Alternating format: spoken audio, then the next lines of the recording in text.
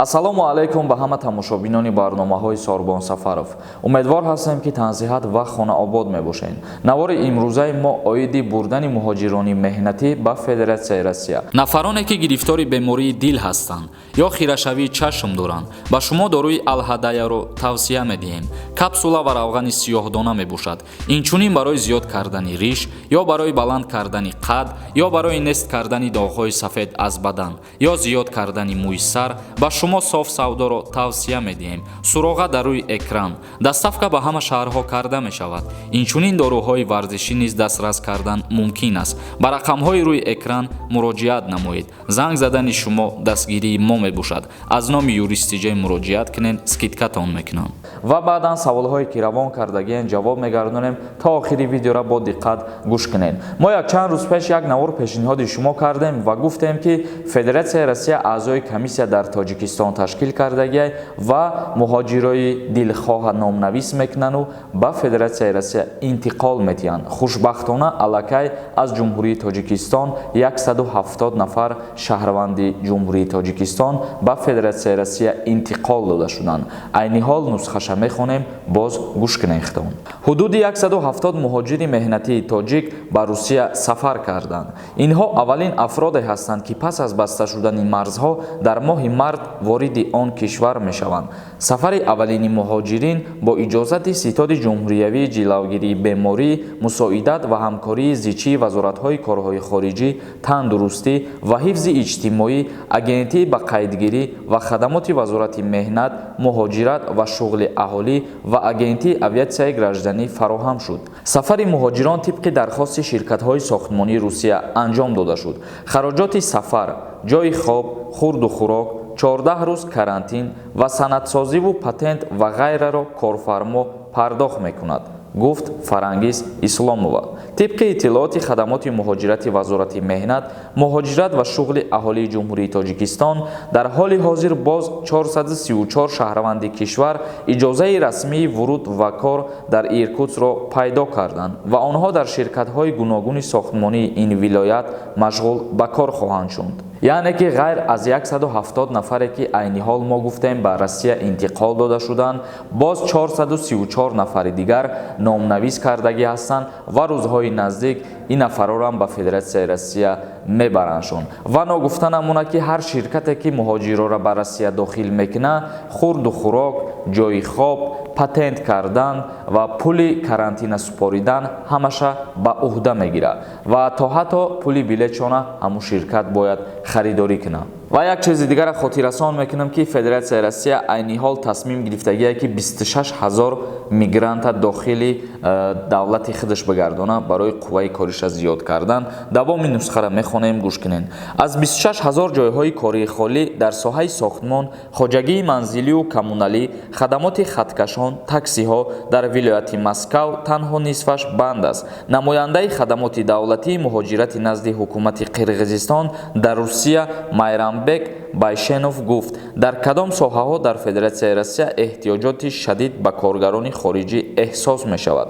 Ба гуфтаи ӯ, корфармоён дар Москав ва вилояти Москав барои пайдо кардани муҳоҷирон барои сохтмон, хадамоти манзилию коммуналӣ, хадамоти хаткашон, таксиҳо ва хӯроки умум дархостҳо равон карданд. Аз 26 000 ҷойҳои холии корӣ танҳо барои нисфи онҳо коргарон пайдо шуданд ва шумораи ҷойҳои корӣ низ меафзояд, илова карданд дар ахборот. яъне ки айни ҳол тасмим гирифтагиам 26 000 мигрант новобаста аз миллат, яъне тоҷик, узбек, қирғиз вориди Россия бигардонанд ва дар ҳолате ки ҷойҳои корӣ пур шуд ва талабот зиёдтар кишидан гирифт, бо ана ҳами 26 000 зиёдтар мекунанд ва аъзои комиссия мумкин кору фаъолиятша васеътар кунад. Вале лекин ҳамаи мо умедвор ҳастем ки аз ин чизо дида хубтар мешавад ки тезтар ба хости худованд марзҳо ва парвозҳои мунтазам барқарор бигарданд ба мисли пештара шаҳрвандо рафту омад кунанд. Лекин дар ҳоле ки аз сабаби беморӣ манъ кардагиянд,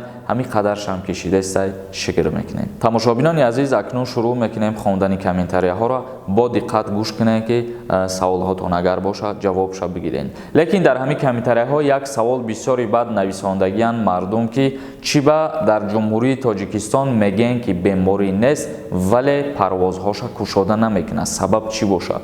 ҳозир сабабша ман мегӯям, дар шумо гӯш кунем. Бародарони азиз, дар ҳоле ки мисол ҷумҳурии Тоҷикистон омода ҳастай барои парвозҳои худша кушода кардан. Яъне мисол меорем, агар ҷумҳурии Тоҷикистон бо Федератсияи Россия. Айни ҳол агар бигирем фикр кунем, ҷумҳурии Тоҷикистон аз моҳи августи 2020 аллакай омода ҳастай ки парвозҳоша ба Россия кушода кунад. Лекин аз сабабе ки Россия то ҳол иҷозаташ додагӣ нест, ба ҳамин хотир парвозҳо бо Россия кушода шудагӣ нест. Яъне аз ин кор ҳамин чиз бармеояд ки дар инҷа танҳо гапи мо нест, яъне ки гапи Тоҷикистон нест танҳо. Ба ҳар куҷое ки парвоз кушода мешавад, ба розигии тарафайн, яъне ки ба розигии ҳар ду давлат баъдан кушода мекунанд. Ё мисол мегирем, агар парвозҳо бо ҷумҳурии Узбекистон кушода шуданд, барқарор шуданд, аллакай дар инҷа ба розигии ҳар ду давлатҳо парвозҳоро кушода карданд. Дар ҳоле ки Тоҷикистон омода ҳастай парвозҳоша ба тамоми кишварҳо кушода кунад, вале пайдо мешавад кишварҳое ки иҷозат наметиҳад ана ҳамин ҳавопаймоҳои Тоҷикистона дар фурудгоҳҳои худаш нишастана. Дар ин ҳолат ягон чӣ намешавад. Яъне ки мисол бигирем, агар Тоҷикистон мехоҳад бо бигем ягон шаҳри дигар Қирғизистон парвоз кушода кардания. Тоҷикистон пешниҳод мекунад, вале Қирғизистон рад мекунад аз сабаби беморӣ. Ба ҳамин хотир ин чиза дуруст дарк кунен ва дуруст фикр кунен, баъд фикри ақидаи худтона дар комментария баён кунен. Асадуллоҳ навистай: салому алайкум бародар. Мисол ай 18 сола то 28 солара вақти хизматаш боша, баъд 10 сол, яъне 120 моҳ, ҳар моҳ пул меспорӣ? Ба ҳамин савол як кӯтоҳтар ҷавоб медодӣ. Барои 10 сол пул наспоридан, бародари азиз, совет метам ки бира хизмат кад, 2 сола хизмата буд мекунӣ, 8 соли дига ба манфиати худат мешавад. Вале 10 сол албатта ки ту пул пардохт кардан мегирӣ. Агар ки ягон тағйир ва иловаҳо ворид нашава, мисли қонуни анами нав қабул шуда бимона, албатта ки ҳар моҳ ту ба буҷаи давлат пул пардохт мекунӣ барои хизмат нарафтанат. Фараҳманд нависай: салом акаи Сорбон, агар границаҳо кушода шаванд, депортатсияҳо будагиҳо метавонанд рафта ё ин ки не? Мутаассифона наметавонанд. Зафар Тиҷай нависай: мардум хизмат нарава, ватана ки нигоҳ мекунад? Хитоиё ё Аллоҳ, мардонро шер гардон, бирен хизмат кунен, мардак шин, намезананд, худшон меғалтанд, манту ош метанд, бирен хизмат. Рост мегаи бародари мо, агар ки мо шумо хизмат накунем, мо шумо ватани худмона нигоҳ накунем, миллати бегона омада дар ватани мо хизмат намекунад ва падар модар апа ва хоҳарои мо шуморо нигоҳубинӣ намекунанд. Ба ҳамин хотир гуфтинем бародар ки 2 сол ба як зудӣ ва ба як дам мегзара, фикр мекунам саркашӣ кардан хуб нест. баъд ман як сухани дигара қайд карданем. ҳозир баъди гапи гуфтагии ман ҳастанд нафарое ки мегӯянд чӣ ба худат хизмат намекунӣ ё ки дашно мекунанд, умуман фикри ақидаи худшона баён мекунанд. ба ҳамун шахсиятҳо ман гуфтагием ки ҳар ҳуҷҷате ки барои хизмат кардан, яъне барои аз хизмат озод шудан лозим ҳастай, ман ҳамун ҳуҷҷатҳоро дорам. Ба ҳамин хотир беҳуда вақти худтона сарф накунед, нанависен ҳамун комментарияҳоро. Агар ки ҳам бинависен, удалид мешаванд. Али Муродов нависай: ба шаҳри Иркутск бо мақсади муҳоҷирӣ биравӣ мешавад? Албатта ки мешавад. Айни ҳол ҳамин мигрантҳоро бисёртар ба ҳамун Иркутск бурдастанд барои кору фаъолият кардан. Набиҷон Раҳмонов нависай: суми хизмата 2 сол ҳар моҳӣ меспорам ё аблава саршавишда бо будшавишда, масалан октябр, ноябр, апрел, май, ҳамин соло меспорем тамом ё 2 сол пура ҳар моҳ споридан дар корай? Бародари азиз, ту хизмат ки рафти 2 сол бе остановка гуфти гапо хизмат мекунӣ, ба ҳамин хотир ҳар моҳ споридан мегирӣ. Улуғбек нависай: Сорбонҷон, иқауқа олимони дар нохунак бударо аҳмият нате. Бале бародар, дуруст қайд карден. ӯ олимони дар нохунак буда, фикр мекунам ки аз пайи ҳамун эҷодиёти китобошон шаванд хубтаре. Фармонов Каром нависай: салом алайкум ака. Акаи ман дар Россия мехона 5-ум курсай. ҳозир дар Тоҷикистон аст. Чӣ бояд кард? Штобу бия Россия. Бародари азиз, ягон кор накуна рафта наметавонад, чунки барои студентҳо ягон қарор биромадагӣ нестай. миша нависад: салом алайкум, мара раиси ҷамоатмон повиска дод, гуфт нарай судат мекунам, ҳақ дора ё ки не? Трамп бигардаму раистона бигӯ ки марам тра суд мекунам. Бародари азиз, аз надонистани ҳуқуқ ва уҳдадориҳои худмон баъзан аз нафарҳое ҳастанд ки ҳар гапе дилхоҳшон боша мо шуморо гуфтан мегиранд. Ба ҳамин хотир камтара кам боша ҳуқуқҳои худтона бидонен, бо омӯзен хубтараш ҳуқуқҳои худтона ки дар як ҷо бидонен чӣ гап занен, чӣ кор кунен. Ва дар ҳолате ки шуморо повиска дод, шумо имзо ки монден, шумо уҳдадор ҳастен ки ба хизмат бирен.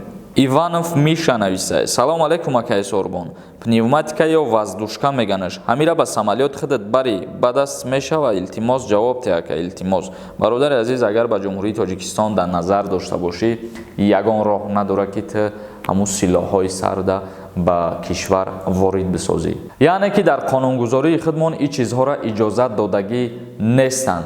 Бар заме ки ту ӯро агар дар вақти харидорӣ кардан дар Россия ҳуҷҷат карда бошиву ба номат боша, ҷумҳурии Тоҷикистон ҳақ ва ҳуқуқ надорӣ ки ӯ гуна чизҳоро ворид бисозӣ. Тамошобинони азиз, видеоро ҷамъбаст мекунем. Ягон саволи дигар дошта бошен, метавонен дар инстаграми ма саволҳои худтона равон бикунен. Дар канали Юристиҷей обуна шидана фаромӯш намекунем. Видеоҳои нав ба нави моро интизор бошен. ҳазор раҳмати калон ҳар нафаре ки моро дастгирӣ мекуна ва тамошо мекуна. Худованд ҳамаи мо шуморо нигаҳбон бошад.